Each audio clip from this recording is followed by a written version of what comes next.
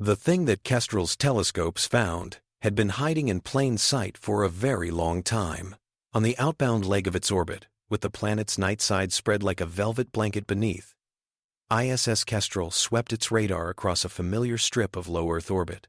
It expected the usual: flecks of paint, dead satellites tumbling, a piece of a lost booster glinting now and then when sunlight caught it. Instead, the radar cone passed through an absence.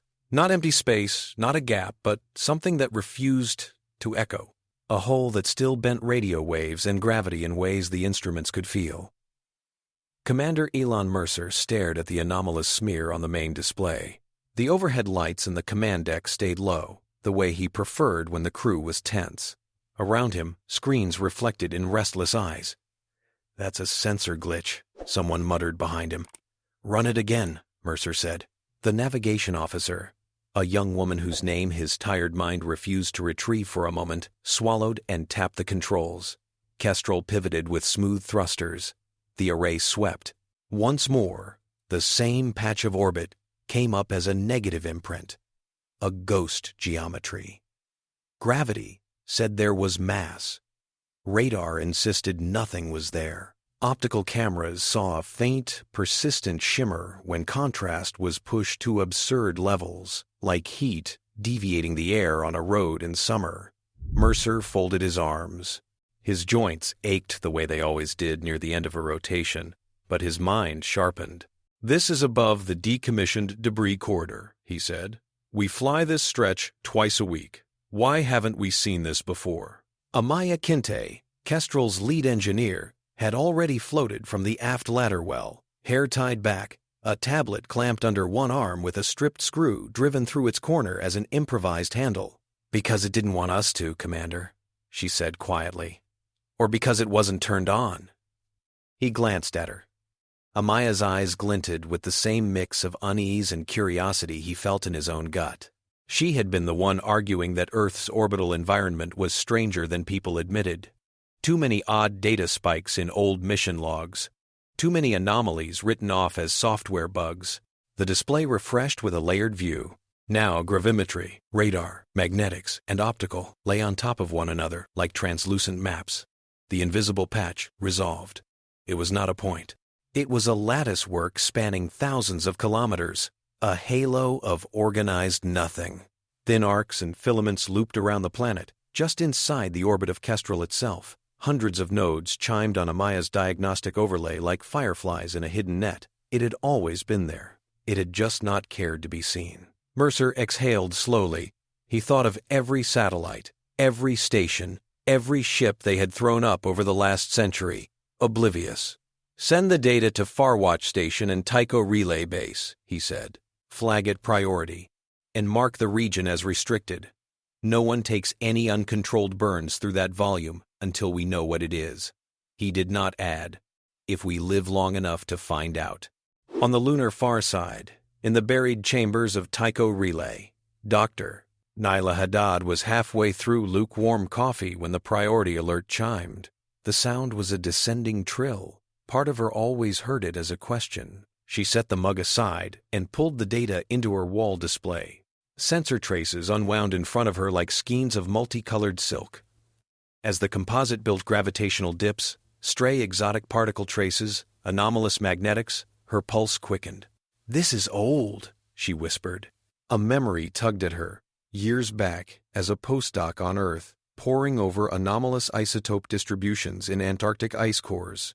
A pattern in a pattern, too regular to be chance, too strange to be explained by solar cycles or volcanism. Her supervisor had advised her to pursue something publishable. Now the same spectral line stared back at her, but in orbit instead of ice. Narrow spikes of exotic isotopes not found in any reactor or weapon in human history, but threaded through the upper atmosphere in barely measurable amounts. Jun Ebekwe's face appeared in the lower corner of the wall. His hair was in disarray, Pelagos Net's fluorescent blues and greens flickering behind him. "You see it too," he said without preamble. Naila gestured the tracer overlay to share. "The same isotopes we found in the abyssal vents." Jun nodded, grim. "And in the trench microbial mats, the same weird proton decay signatures. I thought I'd gone half mad, Naila." Now you're telling me it's wrapped around the whole planet. Not wrapped, she said. Constructed. Whatever this lattice is, it matches the periodic spikes in your data and in the geological record. It's not natural. Jun leaned closer to his camera. Behind him, a transparent panel looked down into black water, peppered with tiny points of bioluminescence, living constellations rising from the deep. You remember that paper I tried to get past review? He asked. About repeated events in the fossil record? About xenogenic forcing? How many times did they laugh? She asked. Enough that I stopped counting, Jun said dryly. The idea that something outside Earth periodically dumped strange materials into our biosphere and nudged evolution. They called it exotic catastrophism, just to make fun of it. Naila dragged a time axis into view, matching orbital anomalies with isotope layers in ocean silt, with mass extinctions, with bursts of diversification. The lines aligned with an unsettling neatness. If Kestrel is right, she said softly, someone built a machine around Earth a very long time ago, and it has been using us, or at least our planet, for some purpose. For so long it's written into our rocks.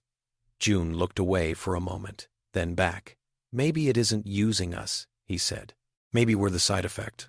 Kestrel's crew tried to proceed as if their schedule still mattered. They cleared known debris, adjusted orbits, logged anomalies. But every glance through a port revealed a slight wrongness in the sky. Faint sheens where stars deviated, tiny refractions in moonlight. Amaya spent the next hours carving interface software out of Kestrel's existing systems. Human technology had nothing purposed for talking to whatever this thing was. But curiosity and a certain reckless genius had carried their species this far. Improvisation came naturally. She floated beside Mercer at 3 p.m. ship time, tablet tethered to the console. I can ping it, she said. Nothing invasive, just a handshake. A hello in modulated EM, piggybacked on the frequencies it leaks. Tycho? Mercer asked. Cautious, Amaya said. They want us to wait, get a proper protocol written. But we both know by the time a committee finishes arguing about the shape of a hello, we'll be passing through the far side of the orbit again. She gestured at the display.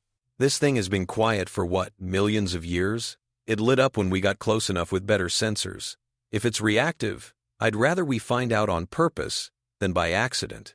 Mercer weighed the risk. If they did nothing, they still shared a shell of space with an unknown artifact. If they prodded it, they could wake it or at least learn its temperament.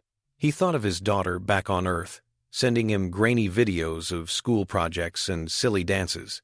He thought of the thin shell of atmosphere shielding billions of lives. Do it, he said.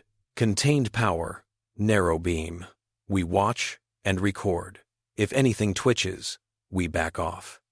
Amaya smiled, nerves and excitement braided together. On your mark, Commander. He nodded. Now. The ping went out as a tight, polite pulse. A sequence of increasing primes, a simple mathematical greeting, then a modulated band singing a combined signature of Earth's languages and waveforms. It was a seed, tossed into a stranger garden. For a heartbeat, nothing happened. Then, space lit up. From Tycho's burrowed labs to Pelagos-Net's pressure hull, from Farwatch Station hovering high above to simple weather satellites, instruments across the system screamed with new information. The invisible lattice flared into partial visibility. Thin lines of ionization traced its arcs. Nodes glowed like points of frost under a morning sun. Something ancient rolled over, disturbed by a touch delicately light, and yet impossibly new. Deep within the structure, compartments that had been sealed for epochs cracked and their contents seeped out. The first ribbons of Nexil Miasma were almost beautiful.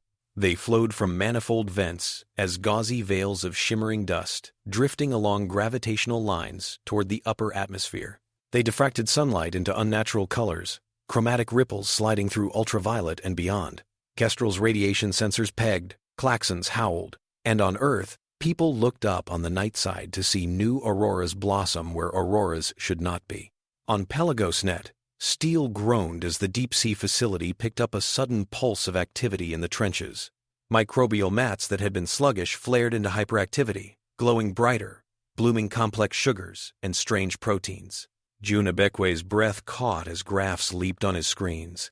It's feeding them, he said to himself, or waking them up.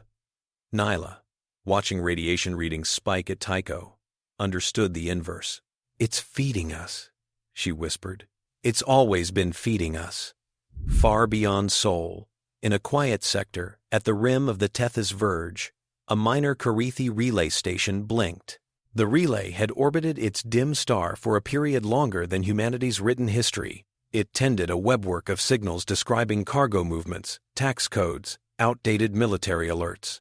On this uneventful shift, its staff had expected nothing more taxing than recalibrating a few decayed comm buoys. Then a forgotten channel flickered to life. The relay's software flagged the signal with archaic labels: disposal site K3, status change, downstream processor activation, waste stream anomaly. After a few confused minutes, a young Kharithi technician escalated the alert. The shift supervisor pulled in deeper scans. Where their records showed a marginal blue planet of simple flora and unstable weather suitable for dumping late-phase industrial waste, there now glowed an orb streaked with city lights and satellite traces. The supervisor's spines stiffened. Circuits of authority lit further inward, like dominoes falling toward the heart of a bureaucracy old enough to forget parts of itself. By the time the signal reached Prefect Varu, entire departments were scrambling. In Kharithi Corps' vaulted offices, under ceilings carved with equations documenting the civilization's oldest achievements, Varu read the report in a growing chill. Disposal Site K3, she said, tapping a line with one jointed finger. Designated sterile. No indigenous sentience, no complex life. Waste clearance complete. And now? She flicked data onto the shared holo. Images unfurled, Earth's signature in multiple bands, its chatter, its smell, in microwave. It matured, said Auditor Temek, standing at her shoulder. He was older than Varu, with crest scales dulled by time but eyes as sharp as cut glass. His position granted him the right to be worried as a profession. Even so, the twist to his mouth now was genuine. Unauthorized complexity, he added. From a site that should have been incapable of it, Varu considered the implications. Kharithi waste disposal had always been a brutal efficiency. Boards empty of life were cheaper than reactors to sterilize byproducts. Long ago, they had scattered their poisons on worlds that would never complain. All the simulations had been clear. The Nexil Miasma, once dispersed, would break down hazardous compounds and then itself dissolve, leaving only inert residues. A neat end to a dirty necessity. Only, K3 was not inert now. It glowed with radio noise. It coughed out spectra of synthetic chemicals from its air and land and seas. It had clearly built a net of machines around itself the Kharithi could see, shipwakes, orbital paths. The old Sims had also said something else, in footnotes read and forgotten. In extremely unlikely conditions, self-modifying nanoclouds and complex chemistries could, interacting over great spans of time, stumble into emergent pattern. Life, worse, life shaped by a matrix, originally designed for breakdown and spread. Temek pointed to a historical line. There was a cautionary note from the Nexil Designing Consortium, he said. Low probability risk that in certain gravitational wells and radiation environments, disposal sites might adapt. It was deemed negligible. You know the rest. Yes, Varu said. They buried the note in an appendix and stamped operational green on the entire program. She watched Earth rotate on the holo. A thin band of artificial brightness circled it now, the awakening manifold. This did not just adapt, she said. It industrialized. Temek inclined his head. I recommend a field investigation, he said. Quarantine procedures permit sterilization up to and including biosphere reset if contamination threatens to spread into core jurisdictions. Varu grimaced. The phrase biosphere reset always sounded so clean in legal texts, so bloodless. Applied here, it would mean drowning that strange blue in a gray tide, erasing whatever stories had haphazardly arisen there, all to tidy up somebody else's mess. Send for a cruiser, she said finally, and request Aureli observation rights per border protocols. If we go anywhere near K3, they will notice. Better to invite them than to be accused later. She did not say, "Better to have a witness," in case this turned ugly in ways no law had anticipated. On the rust-scarred hull of the Murnati pack ship spinning toward Sol, an entirely different philosophy of waste prevailed. The Murnaut saw abandoned structures and old networks as a buffet. The Kharithi's panic signal had tickled their long-range sniffers too. Where Kharithi saw liability, the Murnati saw opportunity. An ancient processor waking, a manifold ripe with abandoned tech. In the dim bridge of their vessel, half-lit by flickering consoles salvaged from a dozen species, the Murnat elder clicked her beak in amusement as she replayed the beacon. "Someone left their furnace running," she said.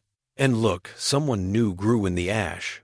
One of her crew chittered, mandibles flexing in mirth. "When we get there," he said, "we pluck whatever shines, take what we need, and sell the maps. If anything crawls on the rock, we toss a snack pack and move on." Their ship drove on, trajectories bending toward a planet none of them had ever heard of, until an accident in an old machine made its existence briefly relevant. On Earth, relevance was too narrow a word. News of the artifact in orbit and of the floods of strange particles in the atmosphere leaked sooner than any official would have liked. Mercer's address, transmitted from Kestrel through Farwatch Station to global feeds, did not sugarcoat. He stood in front of a plain bulkhead, the emblem of the International Space Service on one sleeve, lines of fatigue etched around his eyes. "We have discovered a structure in orbit," he said. "It is not ours. It appears to have been here long before us. When we attempted to probe it, it woke a system that has begun releasing material into our atmosphere. There is no immediate sign of harm, but we are treating it as a potential threat." He paused, letting that sink in. Billions watched, some in living rooms, some in cafes, some on handheld screens, propped on steering wheels, in traffic. "There is more," he continued. "Preliminary analysis indicates that the same types of materials have been entering our environment for a very long time. They're in our seas, in our ice, in our rocks.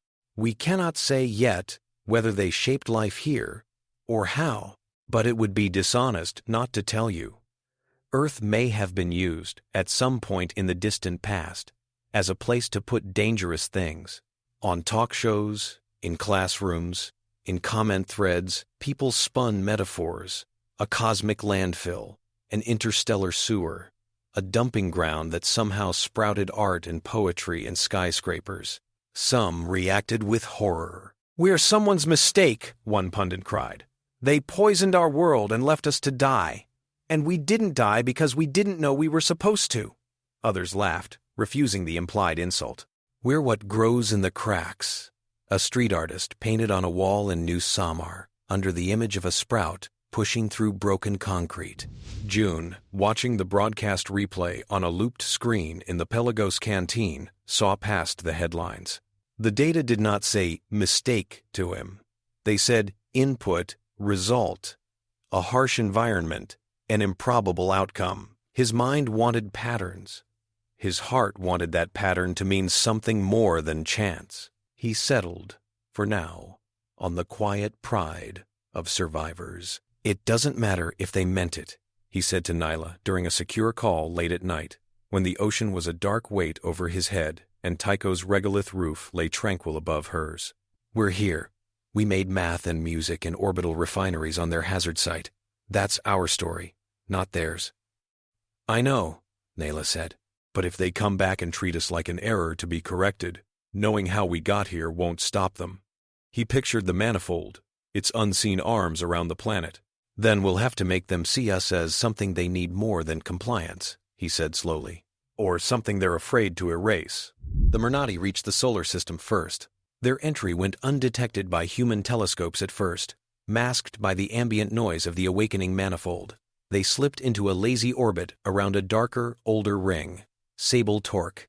It circled Earth at a higher altitude than Kestrel's route, a weathered spool of composite and metal blackened by countless micro-impacts. When Marek Zilny's console flagged a moving object that did not fit any catalog, he frowned. "Kestrel to Farwatch," he said. "We've got a bogey at high altitude. Trajectory's intelligent. No transponder, no response to hails. On Kestrel's main screen, the unknown glimmered faintly among the Manifold's arcs. It had the ungainly look of a creature that had grown by eating its surroundings. Modules from multiple origins welded together, unsymmetrical thrusters puffing. Mercer felt the hair on his arms prickling. "Boarding team," he said. "Sergeant Orlov, gear up. We go say hello." Luka Orlov grinned with a soldier's fatalism as his squad anchored themselves in Kestrel's shuttle bay, armor systems clicking. The unknown might mean first contact. It might mean a firefight. Either was better than drifting and waiting. Their shuttle rode a transfer orbit, weaving through the not-quite-visible threads of the Manifold. As they approached Sable Torque, its age showed. Patches of it were fused smooth, like glass, from ancient impacts. Others were jagged, open to space, sealed long ago by vacuum-hardened foam. The Murnati ship clung to one of the more intact segments, docking clamps dug in like a remora's sucker. Its hull bristled with ad hoc antennae and weapon mounts. "Keep it non-lethal, unless we have no choice." Mercer's voice crackled in Luka's ear. "We don't know their culture, their triggers. We want information, not just a dead hulk." "Copy," Luka said. They latched onto the Murnati airlock, cycling through pressure. As the inner door irised open, hot spiced air washed over them, tinged with oils and ozone. Shapes moved in the dim. The first Murnati Luka saw reminded him of a mantis designed by a sculptor who liked spirals. A narrow torso, 4 multi-jointed limbs ending in curved tools and weapons, a cluster of glossy eyes along a ridge, a beak that clicked when it vocalized. It raised 2 limbs in what might have been defensiveness, aggression, or greeting. "We come in peace," Luka began, then realized how cliché that sounded, even as it emerged. He switched to basic trade cant, a constellation of hand signs and tonal patterns hammered out over generations of cautious commerce via unmanned probes and dead drops with other species. To his relief, the Murnati's posture loosened a fraction.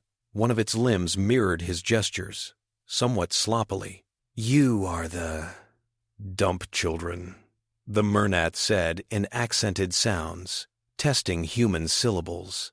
"The ones grown where waste went." Luka blinked. "You know about that?" he asked. The Murnati's beak clicked in amusement. "The Manifold wake ripple travels far," it said. "Old contracts, old machines. We follow such echoes. Where there is a dump, there are often leftovers, useful pieces, secrets." It gestured toward Earth, visible through a porthole as a glowing curve. "We did not know the leftovers might be you." Over the next hours, Merrick and Luka traded questions for questions. The Murnati were not sentimental. To them, planets and structures were resources, not sanctuaries. But they were talkative and prone to boasting. They spoke of other manifolds scattered through forgotten corners of space, of disposal networks that wrapped around multiple stars. They described Kharithi ships coming and going long ago, dumping materials that warped light and bent fields. "Was there ever life on those worlds?" Luka asked. "Sometimes." The Murnati elder shrugged, a rippling motion along her carapace. "Small things. Crawlers, floaters, sometimes flame. If something grew from the toxins, it died when the cycles came, or else it hid deep. We rarely watched long enough to tell." "And you never saw anything like us?" The elder considered him. "Nothing that sent metal into the sky," she said. "Nothing that asked questions in trade cant. You are unique, an error that refused to remain small. Not many species grow from the poisons of the powerful and then go knocking on their doors." Her tone was not quite admiring, not quite mocking, somewhere between. Back on Earth and its orbits, Amaya, Naila, and Jun hammered at the mystery from their angles. Naila and Jun built models from sediment cores, radiation flux, nanocloud chemistry. They saw how the Nexil Miasma, once released, would break down complex toxins into manageable pieces and then linger, low level, as a kind of chemical weather. The cloud adapted, self-tuned, learned to survive its own waste. Life, starting from simple chemistries, could do as it always did: sample, test, fail, succeed. Mutations that turned the presence of foreign particles into an advantage were favored. Proteins coiled around exotic isotopes, used them as catalysts. Some early lineages likely burned out in gruesome ways. Others found a delicate balance. Human physiology, as Naila's simulations made clear, bore the marks. Repair mechanisms tuned unusually high, immune systems paranoid and overactive, an uncanny ability to metabolize a wide variety of synthetic compounds compared to many modeled baselines. "We're not just exposed," she told Mercer in a secure link. "We're co-authored. There are sequences in our genome that only make sense if our ancestors had to deal with periodic miasma blooms. We treat some of these nanocloud remnants like we treat bacteria in our guts, symbiotic, until they misbehave." Jun's experiments at Pelagos pushed the idea further. Carefully, with strict containment, he introduced minute, dormant Nexil fragments from the awakening manifold into cultures of extremophile microbes drawn from deep vents. Instead of dissolving or killing them, in some flasks the fragments woke and threaded through microbial colonies like silver roots. Gene expression shifted, entire metabolic pathways rerouted. When they tried the same with human cell lines, under extreme precautions, something stranger happened. Certain cells integrated the nanocloud patterns with alarming ease, using them as scaffolds to repair DNA damage faster, to withstand radiation that would normally shred chromosomes. The threat was obvious. So was the opportunity. "If we can survive this," Jun said to Naila, the ocean murmuring in the background, "we might be able to talk to their machine in its own language." In the Tethys Verge, Aureli listening posts noticed the Kharithi cruiser's vector shifting toward an otherwise unremarkable yellow star. The Aureli had clashed quietly with the Kharithi for centuries over border worlds and trade rights. They knew of the disposal program by rumor, by the occasional poisoned moon, by the bitter testimony of minor species caught in the overflow. When Envoy Serental read the preliminary intelligence packet, her tendrils coiled in a gesture her aides knew meant concentration. "A Kharithi waste site that developed its own civilization," she said. "And now the Kharithi are on their way to correct the situation." She flicked her gaze to Admiral Corva Jek, who stood in silent patience at the edge of the chamber. "We have jurisdictional standing," Saren said. "Border treaties demand Aureli observation for any impactful interventions in this sector." Corva nodded slowly. "We go?" he asked. Saren inclined her head. "We go," she said, with a small force. "Enough teeth to matter, not enough to look like an invasion, and we go as fast as the drive allows." The first sight of a Kharithi warship in Earth's sky was not dramatic to the naked eye. It appeared as an unusually bright star, then as a wandering point, then as a new, cold sun in orbital radar plots. Its presence felt like a tune-out of key, with the familiar noise of human craft. Kestrel's sensors painted a silhouette of layered armor, field projectors shimmering, weapon ports yawning like empty eyes.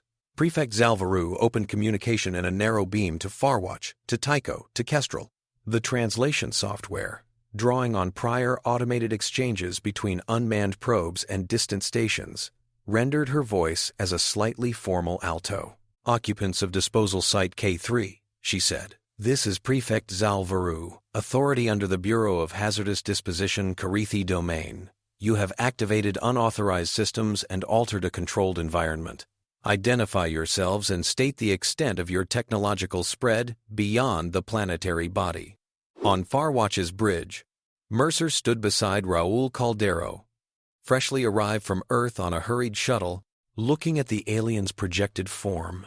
Varu's species was roughly humanoid, but taller, limbs proportioned differently, joints bending in ways that made human knees ache to imagine. Plates of iridescent keratin ran along the arms and shoulders like natural armor. Her eyes were faceted, yet expressive. He could see calculation in them. Raul spoke first. His voice held a warmth and gravity honed in dozens of tense negotiations on Earth, from water rights disputes to post-war accords. "I am Raul Caldero," he said. "I represent the United Nations of Earth and Luna. We call our world Earth, not disposal site K3. We did not know of your structure in our orbit until very recently. We have not left this system, except with unmanned probes. Our spread is limited to our planet, its moon, and orbit." There was a pause as Kharithi systems verified statements against sensor data. Temek's eyes flickered over feeds, cross-checking orbits, emissions. They appear to be truthful, he murmured to Varu. And very young, by our standards. Barely out of their well. Varu considered the man standing before her. His clothing bore symbols of unified authority. His gaze did not flinch. You evolved here, she said, on a site designated to receive and neutralize industrial byproducts. That was not intended, yet here you are, Raoul nodded. So your machines and their residue may have shaped the environment in which we arose, he said. If so, we are, in part, your responsibility. Temek stiffened at the implication. Varu's upper lip curled in something like irritation. Responsibility was a heavy word in Kharithi jurisprudence. The Bureau's charter does not recognize emergent life as a product of disposal operations, Temek said. Our liability extends to ensuring such operations do not unduly impact recognized civilizations. At the time of K3's designation, there was no such civilization here. Until your waste created the conditions that allowed one, Raoul said softly. You may not have meant for us to exist, but here we are, speaking to you. You can call that an accident if it eases your conscience. It does not change the fact that we are capable of understanding what you did, and of objecting if you try to erase us now. Varu's gaze lingered on him. Erase is an emotive term, she said. Current protocols refer to biosphere reset as a permissible tool when contamination threatens to spread. You have reactivated K3's main processor. Its outputs are no longer confined to this system. There is a non-zero risk that your adapted biochemistries could propagate through connected disposal networks. Her eyes shifted to Mercer, who watched with a soldier's wary calm. It would be irresponsible, she continued, to ignore that risk. In orbit behind the Kharithi cruiser, Aureli's ships slid into position like patient predators. Admiral Korvajek held his fleet at a respectful distance, fields damped, weapons cold. Saren Tal opened a parallel channel to Earth, her projected form shimmering into being in a side window. Where the Kharithi appeared angular, the Aureli were all curves and flowing surfaces, limbs branching and rejoining, skin patterns shifting like ink in water. Humans of Earth, she said. I am Saren Tal, envoy of the Aureli Assembly. We have come to observe and, if necessary, to advocate. Raoul's shoulders eased slightly. You believe what they're doing is wrong, he said. Saren's patterns flowed through muted tones. We believe unchecked disposal programs on inhabited worlds are unsustainable, she said. We attempted to argue this centuries ago. We were overruled. Now your existence proves our case in a way no model ever could. She glanced at Varu's image. And we know, she added, that the Bureau is less likely to take drastic actions if another major power is watching closely. The Kharithi and Aureli exchanged formal acknowledgments, legalistic phrases wrapped in diplomatic courtesy. Underneath, tension coiled like a compressed spring. Meanwhile, on and under Earth, Naila, Jun, and Amaya accelerated their work. If the Kharithi planned to trigger a reset, they would use the Manifold. Reset meant a massive release of Nexil Miasma tuned not to nudge, but to overwhelm, to dismantle complex molecules indiscriminately. It would scour the biosphere in a wave, leaving behind a sanitized canvas ready for another few million years of quiet. We can't physically destroy the Manifold, Amaya said, briefing Mercer, Raoul, and a half-dozen other leaders in a secure line. It's too big, too integrated. Blowing up segments might make things worse, but we have another way. She looked tired, but a bright, fierce line burned behind her eyes. Jun's experiments show that human-enhanced patterns of Nexil Miasma can partly override the base protocols, she continued. Think of it as teaching the cloud new instincts. We encode our own biochemically anchored commands into Nexil replicators, then feed them back into the Manifold through its own channels. Naila picked up the thread. The idea is to build a planetary-scale network, she said. We're calling it the Bulwark Web. It uses guided Nexil structures, seated in the atmosphere and oceans, anchored to human infrastructure towers, satellites, deep-sea stations to intercept and diffuse any reset wave before it can reach full intensity. Mercer's mouth tightened. "And the catch?" he asked. Jun answered, voice quiet. "The catch is that someone has to host the initial interface," he said. "We've identified a handful of volunteers with rare genetic markers that make them unusually compatible with Nexil integration. They can tolerate more without fatal breakdown. They'll undergo controlled exposure, bond with modified miasma threads, and act as living keys." He looked into the camera. "They know the risks," he said. "So do I. I'm one of them." Naila's hand, just out of frame, closed on his sleeve, where no one but him could see it. She wanted to argue, to forbid, to pull him back, but she also knew why he had to go. Mercer's jaw clenched. "I won't order anyone to do this," he said. "But if we don't, the alternative is letting an alien bureaucracy decide whether every living thing on Earth gets to exist past the end of this week." There was silence. Then, one by one, voices came in from other nodes. Volunteers. Some scientists. Some soldiers. Some citizens. People who had always handled toxins, who had lived their lives in harsh places, who had lost enough that risking more felt almost like defiance. Jun descended in a pressure pod to a chamber at Pelagos Net, prepared like a hybrid between an operating theater and a shrine. Tanks of inert gas and prepared Nexil fringes waited like coiled storm clouds. He stripped, lay on the table, and watched Naila adjust the monitors. Her hands did not shake, but her lips were pressed tight. "You don't tell me I can't do this," he said lightly. "I know you too well." She glared at him, blinking away moisture. "Just come back," she said. "In one piece, or at least in one mind." He laughed, then hissed. As the first cold tendrils touched his skin, the modified miasma flowed over and into him like tiny, curious tremors. They threaded through blood, lymph, nerves.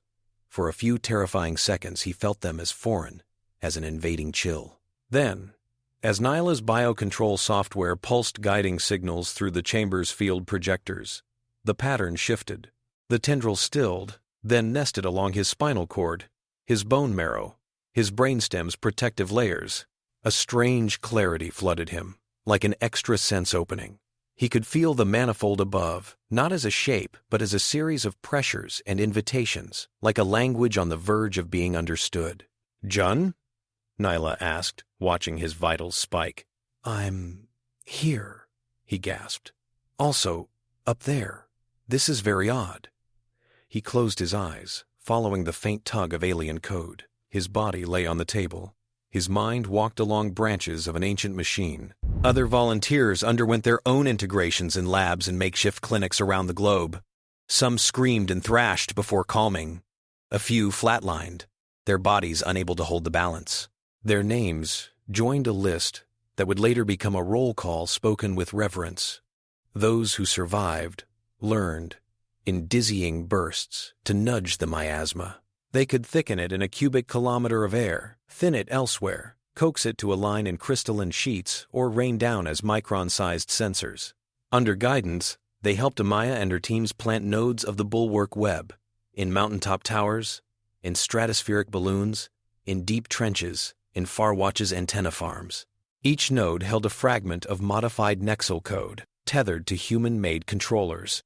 Individually, they were fragile. Together, they formed a nervous system. Kharithi surveillance picked up anomalies in the Manifold's internal telemetry. Temek frowned at the readouts. "Sections are changing state without our command," he said. "Local fields are fluctuating. It's as if something is rewriting subroutines you see here, in the quadrant over their northern continent." Varu narrowed her eyes. "Sabotage?" she asked. "Adaptation," Temek corrected.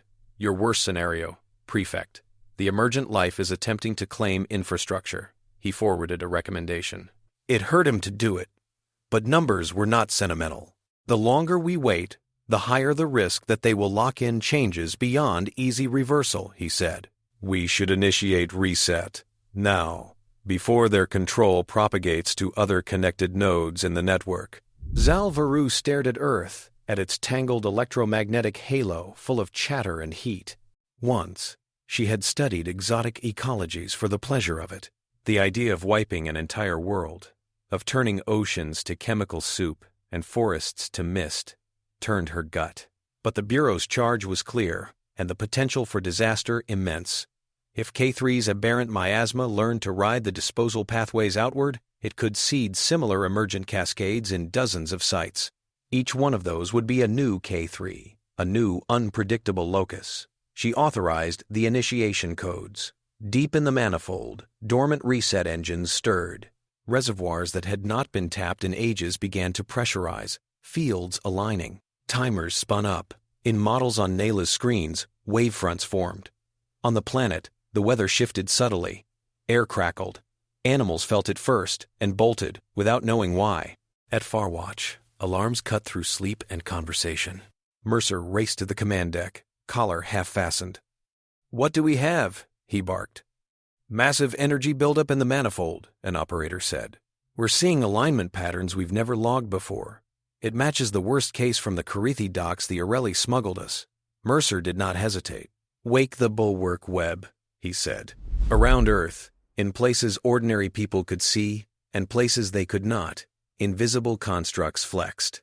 Over New Samar's skyline, flight controllers watched as a fine silvery haze shimmered into being high above, just for a moment. Fishermen at sea saw the stars smudge briefly, as if someone had rubbed the sky. Climbers on lonely peaks felt the air hum. In labs and bunkers, integrated volunteers twitched as a deep, low-frequency call rolled through their altered nervous systems. The Manifold's reset sequence was a shout. The Bulwark Web answered. Jun lay on his cot in Pelagos, sweat damp on his skin, when it hit. For an instant, panic clawed up his spine. He felt the onrushing surge above, the vast volume of Nexil waiting to cascade. Then, with effort that felt like trying to move continents with bare hands, he pushed. Not alone. He sensed others' faces he'd seen only in files, people scattered across continents, each a small gravity well of will. Together, they reached through the modified Nexil threads, sending counter-commands. Slow down, spread, dissipate. In the Manifold's guts, reset conduits flared, and then some of them kinked. The miasma release began, but instead of pouring straight down in a focused wave, much of it blossomed sideways into the waiting bulwark channels. Amaya watched field maps as human-anchored webs grabbed the flow and dragged it into looping circuits around the planet, like rivers diverted into irrigation instead of flood. Radiation levels rose, but not lethally. Exotic particle density spiked, but not enough to strip ozone or boil seas. The sky blazed with color, but did not burn. On human screens and Kharithi monitors alike, the Manifold status indicators fluttered like confused birds. Scripts collided. Old priorities warred with new. In the Kharithi cruiser's control core, systems shouted in alien tones. Temic's tendrils or their equivalent flew over controls. "They're interfering," he hissed. "The reset is not clean. Our own disposal system is slipping out of spec. If this pattern propagates, on Aureli bridges," officers watched with a mix of awe and professional concern. Saren Tal, linked into both human and Aureli channels, saw what the others saw. A primitive civilization taking hold of a tool far beyond its parental designs. "They're riding it," she murmured, like a child grabbing the bridle of a stampeding beast and somehow not dying. In Farwatch's command deck, power flickered as surges licked the station's systems. Mercer gripped the rail until his knuckles blanched, heart pounding, knowing there was nothing more he could do directly. The battle now was chemical, neurological, subroutine against subroutine. On the planet, ordinary people felt it as headache, as nausea, as a heaviness in their bones. Some dreamed vividly of oceans of silver dust and electric storms. Others slept without dreams and woke crying without knowing why. Above, the reset wave peaked and caught in the mesh of the Bulwark Web, shuddered and broke. Released energy bled away into broad, harmless geometries, scattering into space. The Manifold's internal tally ticked over not to complete, as the Kharithi code expected, but to a new, undefined flag, Quarantine Override.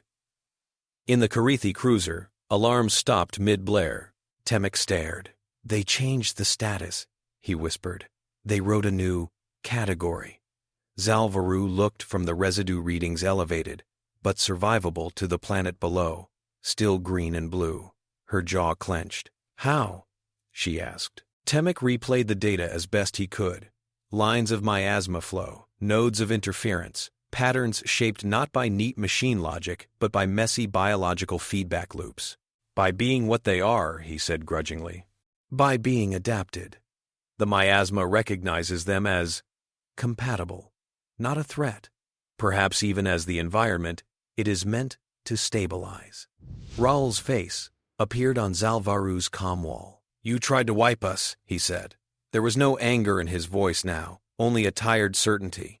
We stopped you, not with bigger guns, not with newer ships, but by leaning into the very thing you thought made us dangerous, our entanglement with your waste. Varu stared at him. Then, at the Manifold readouts. Then, at Aureli ships, edging a little closer in the background. He was right about one thing. Brute force had failed. The Bureau's standard procedure had not accounted for a species capable of turning a disposal architecture into a defensive one. Moreover, news of this confrontation would spread. Other powers, minor and major, would learn that Kharithi waste sites could incubate new actors. The political consequences alone were staggering. Sarental slid into the channel. Form composed, patterns dark. The facts are simple, she said.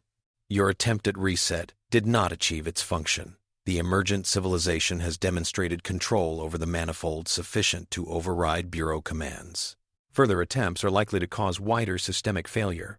And if you escalate to direct bombardment, you will do so under the eyes of multiple observers and an opposing fleet.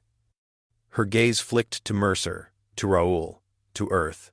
And you will confirm beyond any doubt that your civilization's approach to waste management is a threat to all who live near your roots.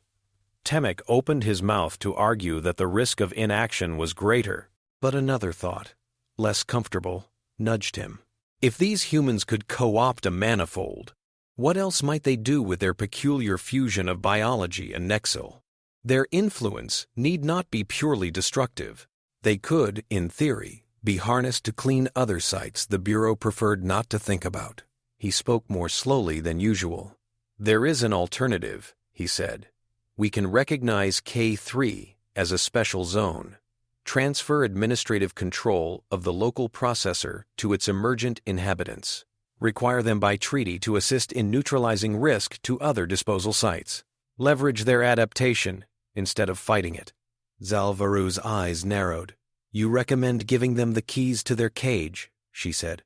I recommend avoiding a war we are no longer certain to win, Temek replied, and enlisting a resource uniquely suited to a problem we created.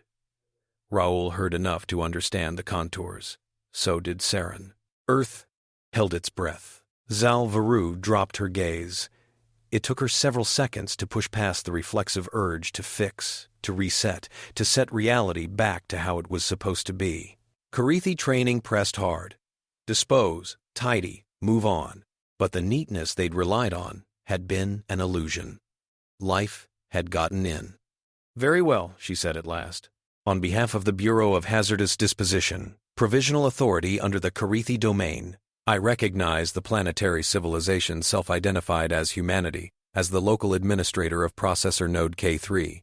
She looked directly at Raul. You will contain your influence, she said. You will assist in monitoring and, where possible, sanitizing other affected sites if and when we request. You will not attempt to weaponize your unique adaptation against Kharithi or other compliance systems. Raul's smile was thin. We will not be your pets, he said. Varu tilted her head. We both know you lack the reach to enforce such a demand beyond this system, she said candidly. This arrangement relies on mutual interest. You do not want our other sites to erupt in uncontrolled emergence any more than we do. Chaos near your borders will spill onto you. And we, she admitted, tasting the words like an unfamiliar food, do not wish to waste a singular phenomenon by turning it to ash. Sarental interjected smoothly. The Aureli Assembly will help frame the details, she said. No unilateral clauses, no hidden riders. The structure must be acceptable to all parties, or it will collapse. So the agreement began, hammered out in terse exchanges and long technical appendices. It would take months to formalize, and years to test. But in the hours after the aborted reset, one simple truth settled in. Earth had not been wiped clean. Humanity had bargained, not begged. They had held on. Jun woke in Pelagos to the faint taste of metal and ozone. "How long?" he croaked. "About 6 hours," Naila said, her voice rough with fatigue and relief. "You went under just before the peak. You were busy." He tried to sit. His muscles felt as if they'd been used by someone else, and returned badly folded. "Did we?" "We're here," she said simply. "Look at the screen." She helped him turn his head. Through the observation port, the ocean swelled, dark and indifferent. Above it, in a reflection on the glass, tiny status lights blinked green on the Bulwark Web's local node. He laughed, then coughed. "Waste-born heroes," he said. "Not how I imagined my career." Naila brushed a damp curl from his forehead. "Heroes? Yes," she said. "Waste-born, maybe, but still ours." On Earth's surface, life stumbled and righted itself. Trees continued their slow growth. People went back to work, to classes, to arguments about taxes and transit. Now, with a new layer of unease and pride. News programs ran retrospectives. The day the sky flared and then didn't burn, the moment leaders from beyond the stars had been forced to negotiate with a species nobody had meant to exist. In New Samar, children played a new game in alleyways, pretending to be silver clouds wrestling with invisible giants. In the quiet of Farwatch Station, long after the hottest hours had passed, Mercer stood by a viewport. The Manifold was a faint ghost ring now, its main processes slowed, its control partially handed over. "Do you think they'll keep their side of the deal?" Amaya asked, floating beside him. "I think they'll keep it as long as it's cheaper than breaking it," he said. "We'll have to make sure it stays that way." Amaya smiled without humor. "We're good at living with trash," she said. "We'll make a business out of it." A message icon pulsed on Mercer's console, an encrypted packet forwarded from an Aureli relay, originally from a Kharithi monitoring buoy at the edge of a different dim system. He opened it. Data poured out. A dump site, designated K9, thought sterile, now showing faint, structured radio noise. Not as bright as Earth's chatter had been, not yet, but enough to suggest deliberate pattern. Jun's face popped up in the corner of the display, patchy beard and tired eyes. "Looks like we're not alone," he said. "At least, not in being alone this way." Mercer studied the markers. Another world, once judged dead, now stirring. Another product of neglect and chemistry and time. He felt no triumph, only a recognition, like seeing a familiar scar on a stranger's hand. "Then we have work to do," he said. He did not know yet whether Earth would become a guardian, a mediator, or an irritant. He only knew that humanity's story had changed shape. They were not a mistake to be erased, nor a miracle to be placed on a pedestal. They were what happened when somebody dumped their worst into a place they thought empty, and life refused to stay in its place. From here on, they would decide what to make of that.